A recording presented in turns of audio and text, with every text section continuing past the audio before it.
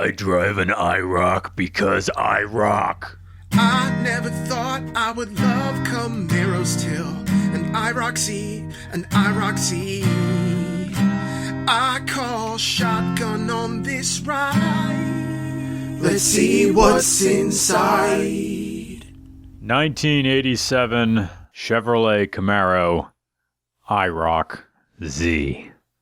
IROC. I reek of cigarettes. IROC. Italian rigatoni out cruising. IROC Camaro.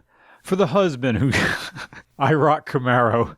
For the husband who shits himself but keeps singing happy birthday.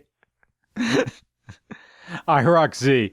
The official car of being extra nice to cops because you never know. 1987 Camaro IROC, brought to you by failing the presidential fitness test. This was the future car for that one guy in your school cafeteria who, when the school served breadsticks, stuck one through his fly and walked around the cafeteria. But seeing a Camaro out here on the roads now is like seeing that old guy at the college bar, and you just want to say, dude, hey Gramps, isn't it past your bedtime? What are you doing here trying to be cool with the rest of us modern folks? But the IROC is a unique vehicle because it doesn't want to go and have drinks at the VFW. It doesn't want to drink at the American Legion. It still wants to be cool out here in the real world. But its tastes are so common. Hey IROC owner, what's your favorite food? Cheeseburgers. What's your favorite song? Piano Man. Hey IROC owner, what's your favorite beer? Heineken. What's your favorite mixed drink?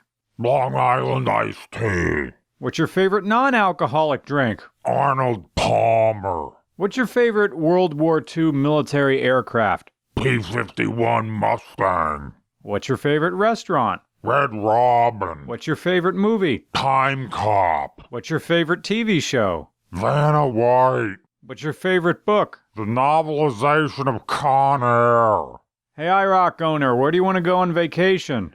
Bermuda. What's your favorite bread? Wonder. Who's your favorite rapper? Morgan Freeman. And meanwhile, while I was asking IROC owner all these questions, all the other IROC owners' wives are out having lunch together, and each one is insisting they're not hungry. 1987 Camaro IROC-Z.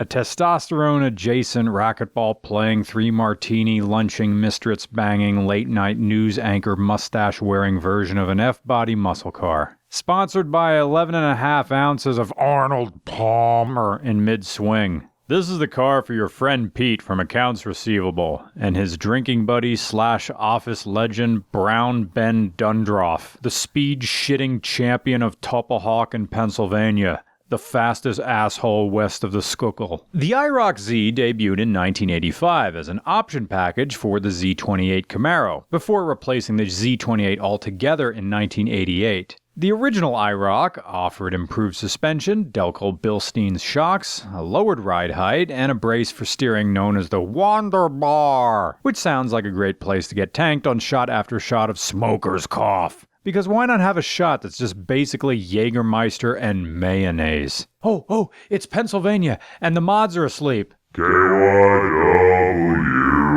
News Radio 1060. Long story short, Robert Penske started this whole IROC thing in 1974 when he realized it was too expensive to race Porsches, between all the maintenance and repair. So he decided, screw it, we're doing Camaros now. Chevy eventually decided to license the IROC name because by this point the race had become somewhat synonymous with the Camaro nameplate, as 8 of 9 winners by 1985 had won in a Camaro. So it was synergy for synergy's sake. They licensed the name because why not? By that point, people probably expected some sort of deal with Chevy to go through. Sort of like how everybody at the wedding anticipates the inevitable electric slide. Because old people need the opportunity to break up their scar tissue in their knees. And you owe it to them after scaring them at the reception by having the bridal party enter to Uptown Funk. They don't know what nationality Bruno Mars is, but they are going to work it into every conversation until they find out how concerned they need to be. Of course, part of the reason for the IROC-Z's legendary status is the reality that it was only produced for about 5 years,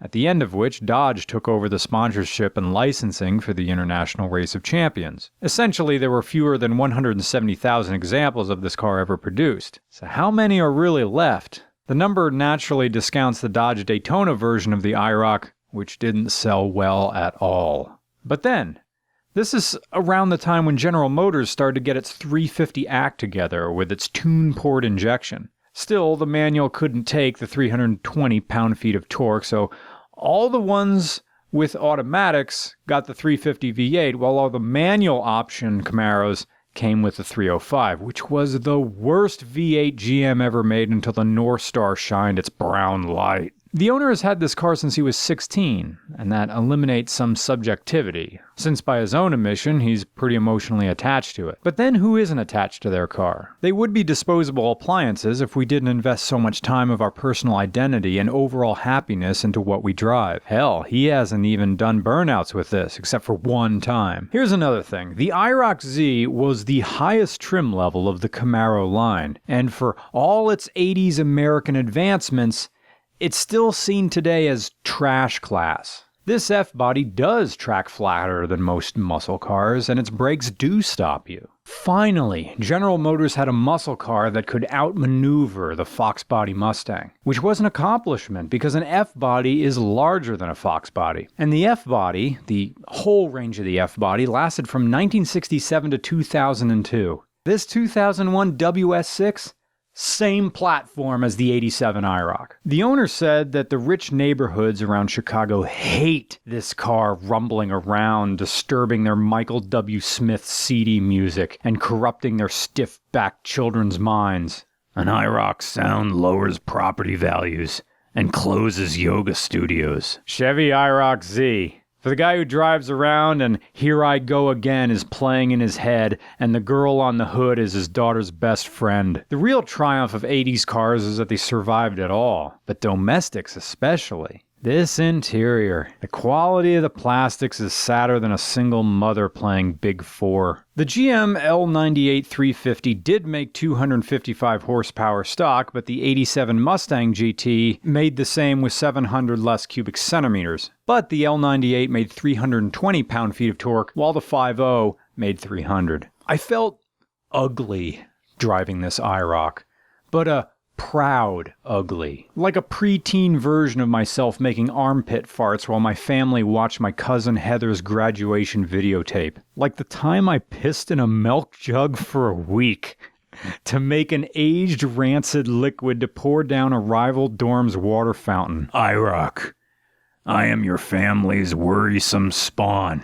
I make Thanksgiving rocky. And my dash has functionless stainless steel trim. These are the Camaros from the 80s, which still retain value because to some people they represent desirable ugliness. Like when their jokes were met by cheerfully scolding friends saying, "Frank, dude. Instead of now.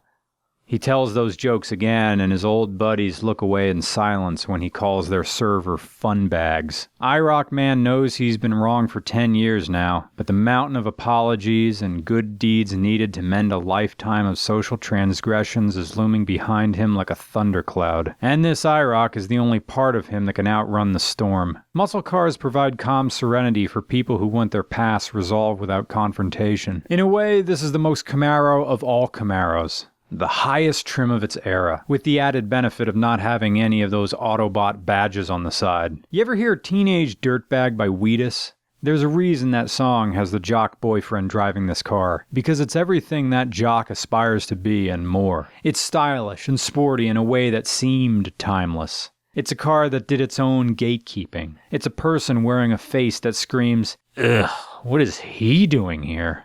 Dude, I thought it was just going to be the three of us. It's hard not to feel ugly cool driving this. But cool is subjective anyway. For some people, cool is an EDM album with its $8 cover charge beats. For others, cool is a Plymouth Reliant that looks like unfinished police work. And for some, cool is a muscle car from the mid-'80s that makes demands on your attention, like a college cheerleader whose age, divorce, and the spirit-crushing business of waitressing have made attainable. In an IROC-Z, Van Halen is the overworld music to the final fantasy of your lost youth. You were a pauper then, But you've ascended to the throne once occupied by kings, who now live in a Winnebago with a faded Def Leppard tattoo, alimony payments, 4 daughters, and a UFC event this Saturday. Wear your crown, sit on the throne, and live the dream.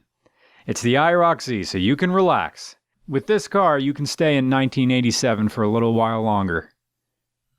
But hey, Pops, isn't it past your bedtime? It's gonna blow your mind to travel time back to the city.